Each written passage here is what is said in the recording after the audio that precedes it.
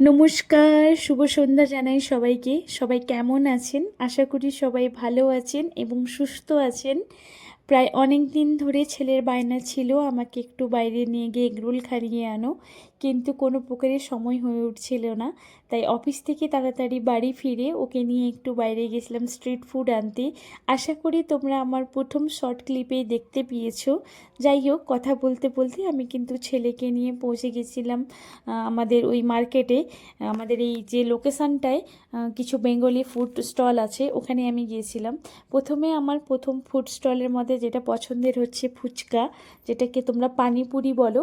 পানিপুরিটা খাচ্ছি, খুব ভীষণ পরিমাণে টেস্ট, যেন প্রত্যেকটা 5 স্টার 10 স্টার রেস্টুরেন্টকেও হার মানিয়ে দেবে, এতটা টেস্টের পানিপুরি থাকে।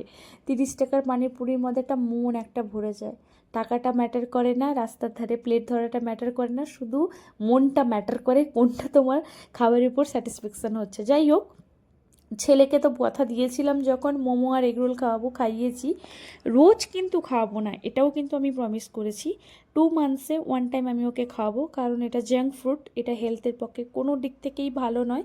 ছেলে এখন বড় হচ্ছে এবং ফুডি হচ্ছে ধীরে ধীরে, তো এতটা অয়েলি চিজ ওকে খাওয়ানো যেহেতু উচিত নয়, তাই আজকে অনেক দিন পর ওকে একটু বাইরে এনেছি। ওকে খুশি করতে পেরে আমি ভীষণ হ্যাপি হয়েছি। যাই হোক, অনেক দিন ধরে ভাবছিলাম একটু শাড়ির স্টলে যাব, তাই প্রায় অনেক দিন পর একটু শাড়ির স্টলে গেলাম। শাড়ি দিয়ে নেব ভাবছি কি নেব না, তোমরা ভিডিওটা অবশ্যই কন্টিনিউ দেখলে দেখতে পারবে।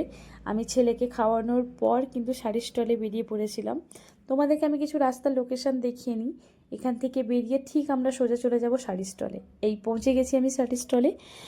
মেয়ে বলে কথা, সামনে আমাকে বাড়ি যেতে হবে, তাই মন আর ধরে রাখতে না পেরে শাড়িটা দেখতে গিয়েছিলাম, নিতে কিন্তু নয়। কি কি শাড়ি কালেকশান এসছে সেই শাড়ি। আর তোমাদেরকে একটা আমি কথা বলি, আমার কিন্তু ভীষণ প্রিয় হচ্ছে ব্লু কালার, ব্ল্যাক কালার এবং হোয়াইট কালার।